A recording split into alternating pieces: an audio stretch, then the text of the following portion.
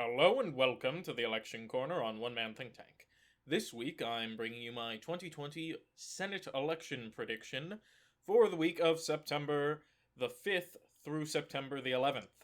Now, I'm just going to get something off my chest right away before we even talk about this map, and that is, very simply, we have not had much new polling. There's one state we've had new polling in, like good, solid new polling, and that is North Carolina, so we'll get to them when we get to them.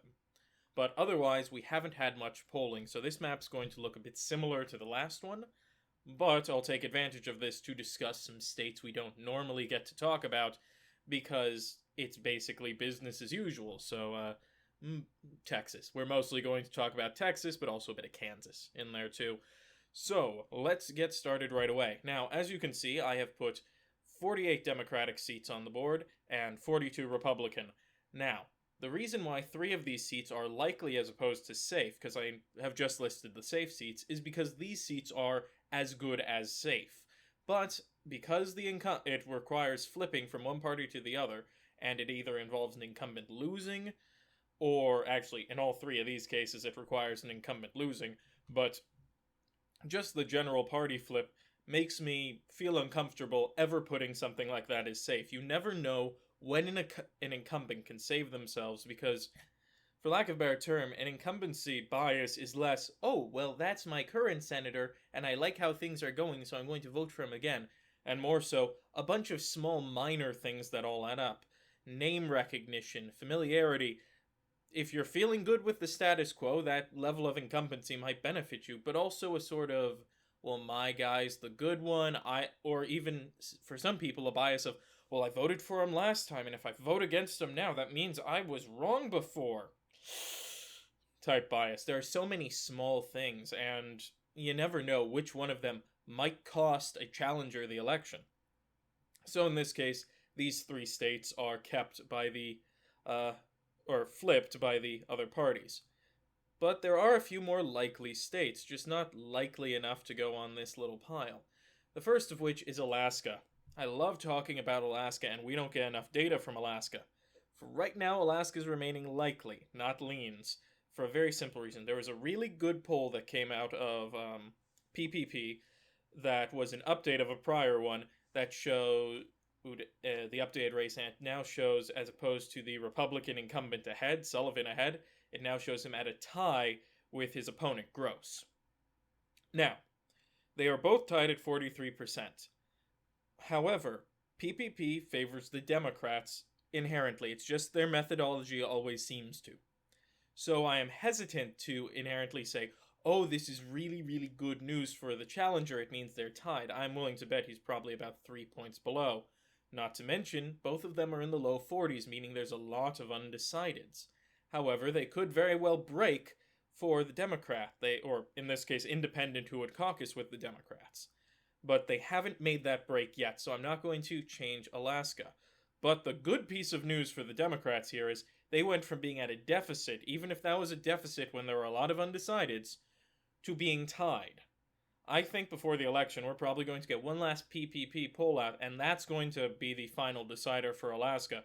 Because if then it shows, oh, Gross has slipped ahead, even if he hasn't broken 50%, mind you. If he slipped ahead in their next poll, that shows momentum behind Gross, people looking into him, all that jazz.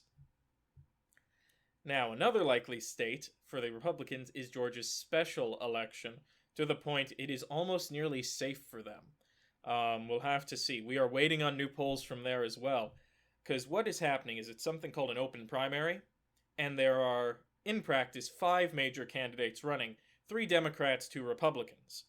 And the 2 Republicans are, right now in the polling, both taking away about 27% of the vote, depending on which poll you're in. It's usually the other takes away about 17%.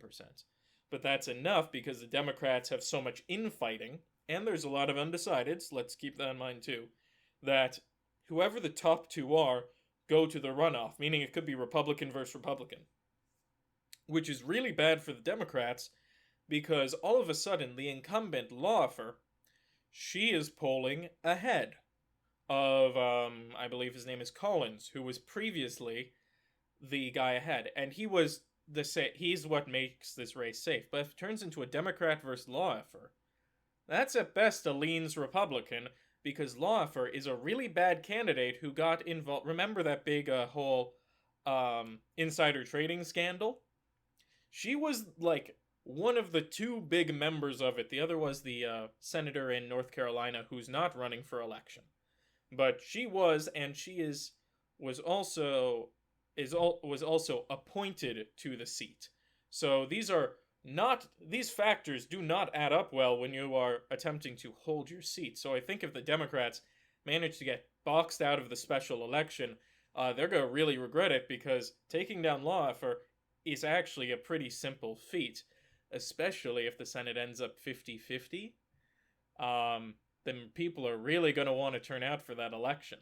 So let's see if the Democrats shoot themselves in their foot. But another likely state is North Carolina. Yes, the only state we have polling for.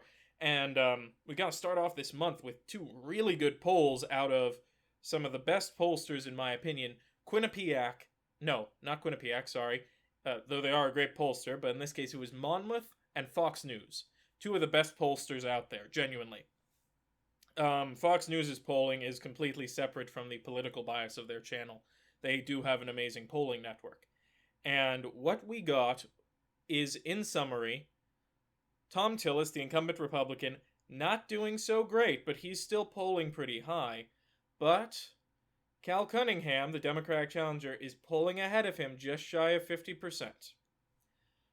Now, the factor that turns this from a leans blue to a likely blue is we haven't, and this is, you can go check the data yourself, it has been over 5 months since Tom Tillis has led in a poll or tied in one that was not run by a Republican internal. That was not an internal campaign of the Republican Party. Those always bias whatever your candidate is, whether it's Democrat, Republican, Libertarian, Green, Constitution, people eating tasty animals, or whatever. It biases to your incumbent. That's why whenever, or not your incumbent, your candidate, because you want good polls for you, so you only release the best ones.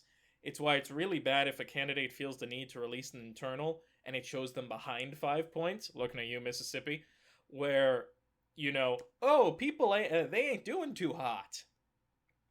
So that's what moves it to likely. There are so many polls showing him ahead that there could be things on election day which flip it, but we're seeing Biden slowly gaining in the presidential race, very slowly, but in the gubernatorial election, by far and away controlled by the Democrats, gonna win re-election.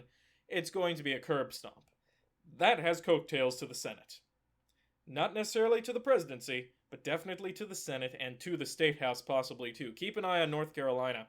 We could see it go from a red State House to a blue State House in this election. But that's a side note. But North Carolina, likely Democratic right now. And the last likely Democratic seat is Maine. Yes, Susan Collins has sunk horribly. Her opponent, Greenfield, is doing great. She's mounting a strong campaign, and only in a Republican internal have we seen her drop below 40, I think 47% definitely, but maybe even 48%, while Collins is barely treading water at the low 40s, doggy paddling, hoping to win.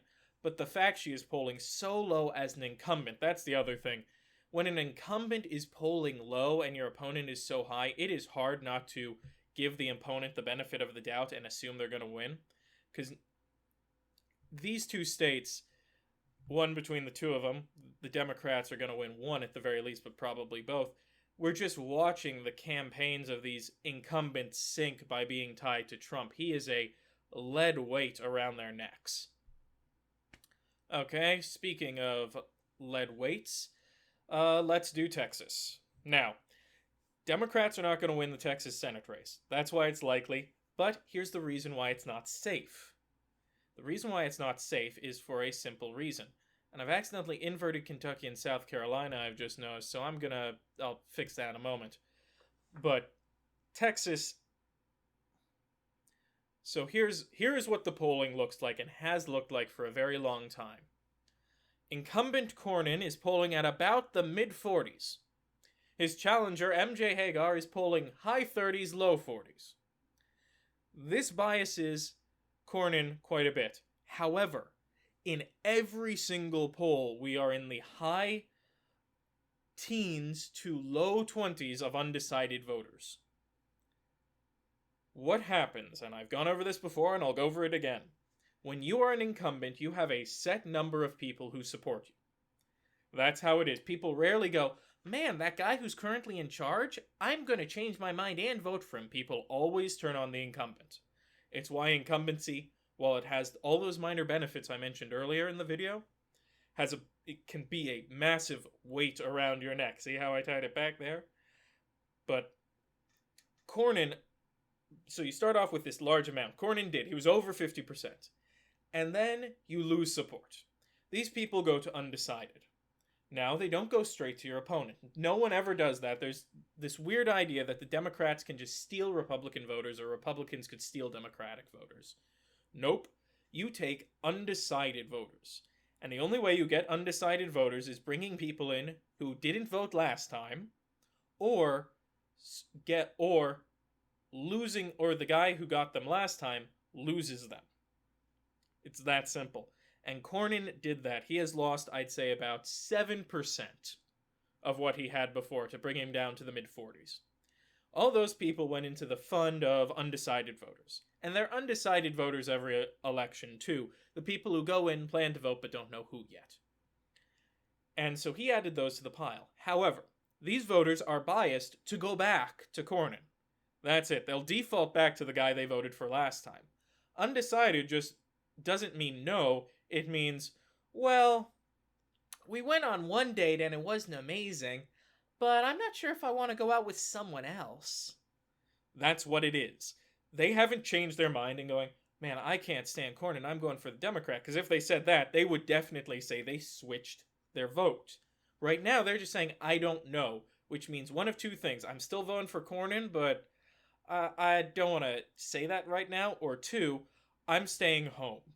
Now, the worst case scenario for Cornyn right now is all those voters stay home and Biden boosts Democratic turnout. That is the scenario Cornyn doesn't need, because that's essentially a deflation on only his voters and an increase to Hagar's voters. Those two combined together could sink him. It's just incredibly unlikely. Hence why it's likely Republican. Now on to the last likely state for the Republicans, South Carolina. Sorry, Kentucky is red. It's going to be red. Amy McGrath has run one of the worst campaigns I've seen in quite a while, and that's saying something. And she's trying to change it up, but I think it's too late, and Mitch McConnell has now secured support. The best thing the Democrats could do with their money is take it all, put it in a giant pot, and say, here, anonymous PAC number 4. Yeah, libertarians for Kentucky. Go talk about how Mitch McConnell is terrible, but in all the ways all the ways the Republicans don't like, and how the libertarian is great in all the ways they do like. Funnel voters into him. That is the only way I could see them having victory, is if they manage to fund a massive third-party spoiler in Kentucky. But South Carolina. People are getting way too hyped about South Carolina. It's one of the ones suffering from this lack of polling we're having.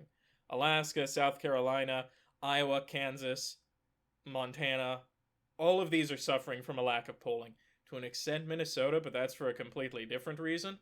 And I'm going to go over that when I review the Real Clear Politics timeline feature they've added for their election prediction map. Because it does it by the polling, and I've got a few nitpicks with that. Because it's a great compilation, but it shows all of the issues when you just take all the raw polling data together.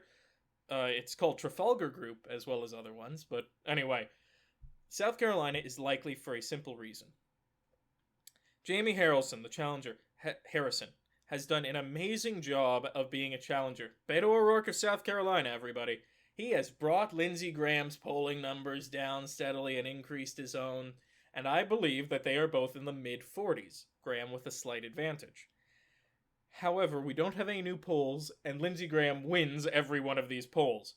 It doesn't matter if Lindsey Graham only has 46%, if Jamie Harrison, I keep saying Harrelson, I keep thinking of Woody Harrelson, Jamie Harrison only has 43%ish. If he only has that, and Graham has 46, Graham wins. That's the thing. That's why I'm so much more willing to do likely than a lot of other pollsters, because if you win by 0.3% each time, you still win. It doesn't matter. Like, that's one of the things that annoys me about Nate Silver. He started to take these very close elections and go, because they're close, they're contestable, when they're not.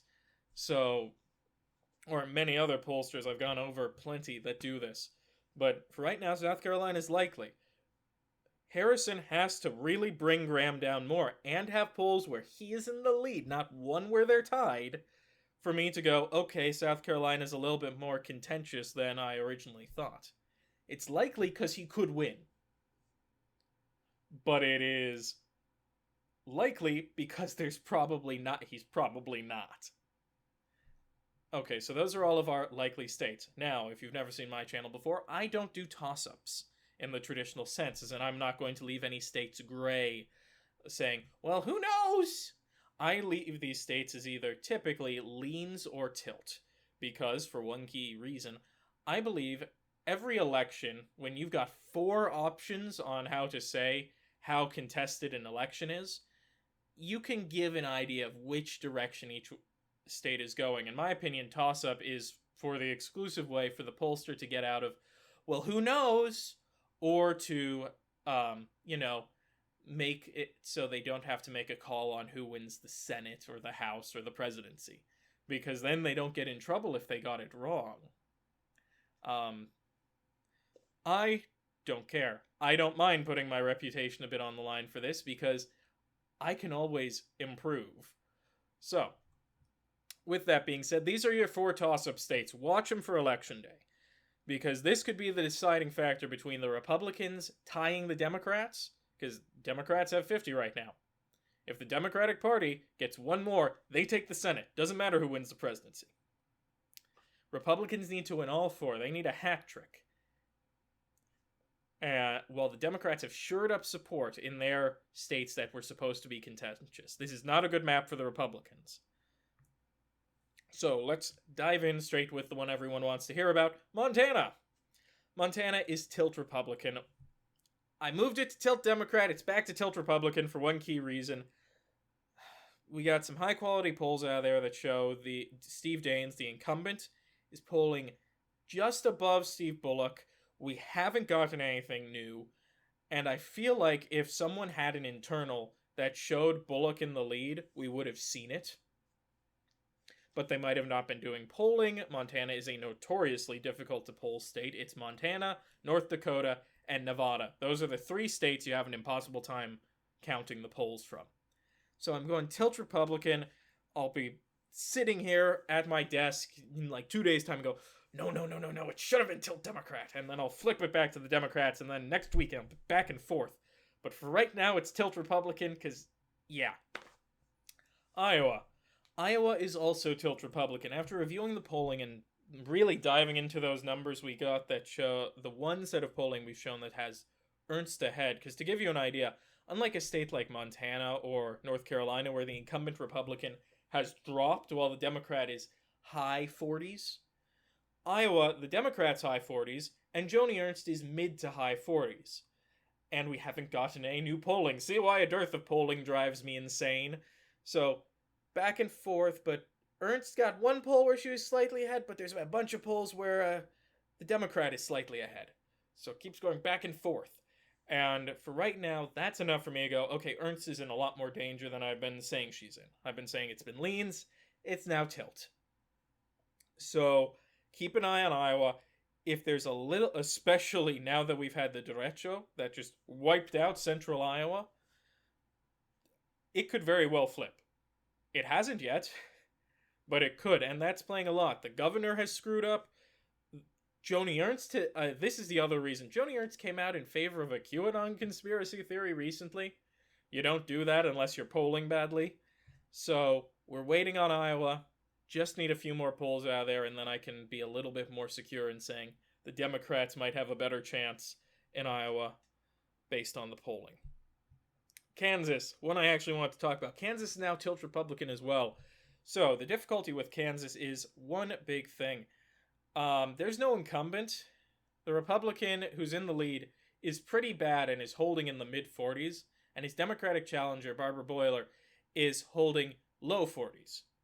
But she does have a few polls getting into the mid-40s, just still behind. Marshall, the Republican. But it is so contentious right now, and we don't have much polling. So for right now, it's tilt Republican. Because if you've noticed, while Montana has gone more Republican, Iowa and Kansas have also softened here. Because we're starting to see a lack of solid polling coming out of any of these states.